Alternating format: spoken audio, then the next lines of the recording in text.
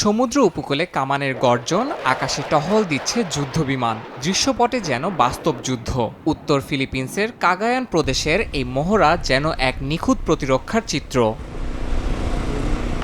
স্থানীয় সময় শনিবারের এই মহড়ায় শত্রুর উপকূলীয় আগ্রাসন প্রতিহত করার অনুশীলনে অংশ নেয় যুক্তরাষ্ট্র ও ফিলিপিন্সের 14,000-এর বেশি সেনা সদস্য।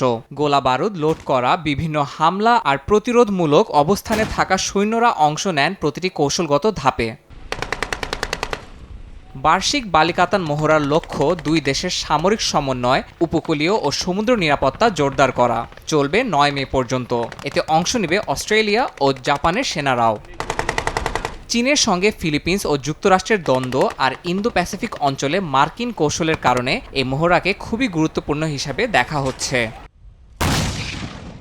ইয়াসিন মোহাম্মদ জিসান, সময় সংবাদ।